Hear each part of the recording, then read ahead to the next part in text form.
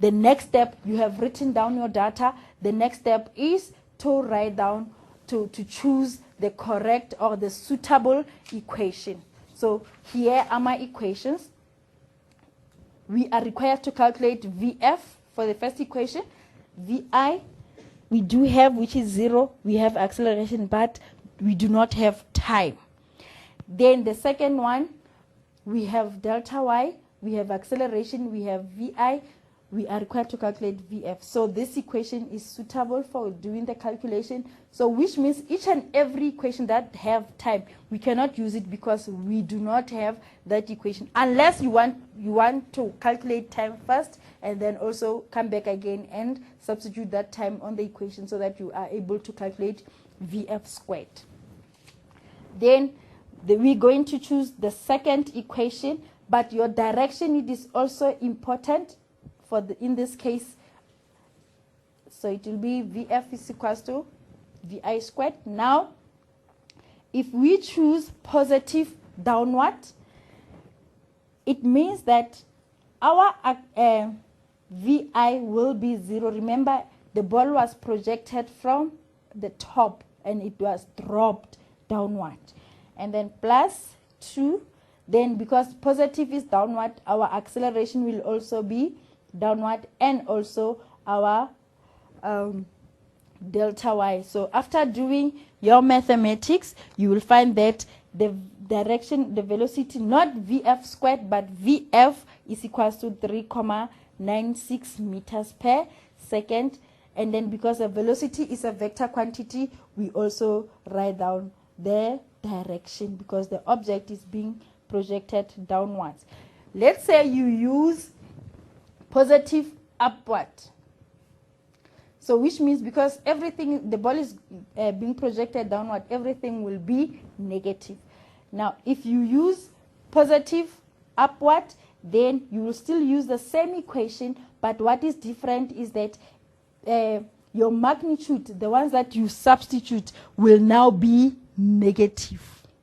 So it will be 0 plus 2 minus 9.8. Not forgetting that delta Y, it is also a displacement, and the displacement is a vector quantity. So we also substitute it as negative. You cannot just change acceleration and leave out the displacement. Then your answer will be negative multiplied by negative will be positive. So your final answer will be 3,96 meters per second downwards.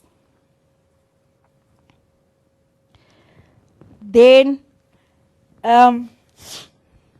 after doing this, let's move on to the next question.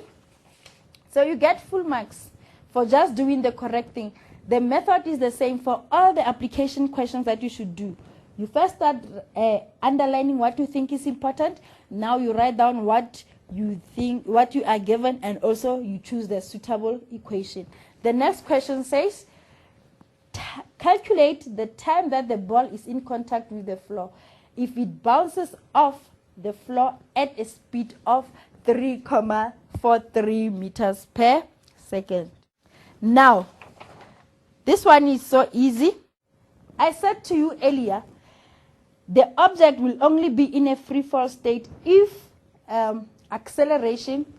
if force of gravity is the only force that is doing the work. Now I just want to draw this here. The ball was dropped initially, and we just calculated the final velocity, which we found it as equals to 3,96 meters. Now, the ball bounces off. So when the ball bounces off, it bounces off with the velocity of 3,43 meters per second. And at this point, it reaches the ground with a velocity of 3,9.6 seconds. It bounces off with the velocity of 3.43 meters per second.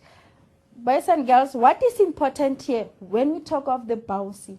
You must be able to know that on the ground, at this point, we will have two velocities at this point. We will have a velocity whereby the ball reaches the ground, and also the velocity whereby the ball bounces off from the ground. So the other thing that is also important is that you must know that when the ball bounces off, the velocity decreases. What makes the velocity to decrease? It is because of the energy that is being converted. So when the energy is being converted, you know, most when the ball bounces on the ground, there is a sound that comes out from that. So it collides, the ball will collide with the floor, and you will hear a sound. So because of the sound that you hear, it means the energy was being converted from kinetic to sound energy. So here, the velocity cannot be the same. The velocity whereby the ball reaches the ground and bounces off will be different, will not be the same. So bear that in mind. But it reaches the ground. For this projection, the final velocity will be this. For this projection, the other velocity will be that. But at this point, now the difference is, when the ball reaches the ground, it will have this final velocity. But when it is on the ground, the final velocity changes to the initial velocity. I am talking at this point. That final velocity, we change it to be 3,96. And again, because of the energy that has been lost, then it will bounce off. When it bounces off, we will have the final velocity of 3,43 meters per second. So, which means at this point on the ground, we have two velocities. We have the one that it reaches the ground with, and also the one that it bounces off from the ground. Therefore, then when it bounces off, everything will change. The physical quantities also changes. Now, the other thing, again, what is important is there's no way you will be given a mass and then you're not going to use it. This mass is very much important because you were told that the floor exerts a force of 50 newtons on the ball. So which means at this point, the ball is not on a free fall state. And at this point, the ball is in a free fall state.